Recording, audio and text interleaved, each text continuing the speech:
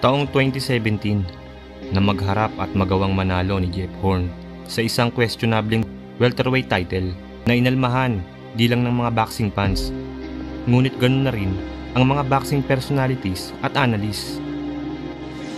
A win, a huge win to Horn, the local kid, for trying hard.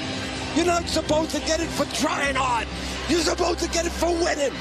And I thought Pacquiao won the fight. If you go by the real rules, the Marcus of Queensberry rules, who lands the cleaner punches? Si Roman Cerdan ay nagbigay ng score na 115-113. Si Waleska Roldan 117-111. Si Chris Flores 115-113. Pabor kay Jeff Horn. Kaya sa bidyong ito ay sinubukan kong bilangin ang mga suntok ni Pacman at Jeff Horn sa bawat round, na isa sa magpapatunay na si Pacquiao talaga ang totoong nanalo sa laban.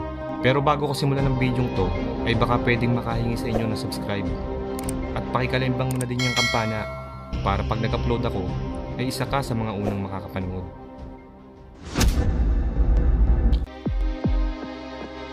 Listen, I'm here to protect you, okay? I think you had enough. He's alive. No. You want to continue? Yes, he's alive. Show me something in this round. We're going to stop the fight.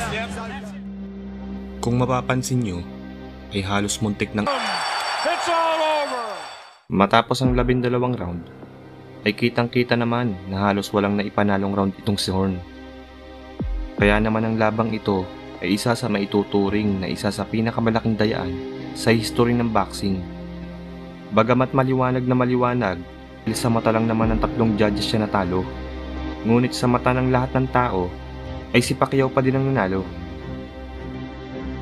Shoutout nga pala kay DJ Plantar, Maxel Parba at kay Kaito Olomor TV. So yun muna po sa ngayon. Salamat and God bless.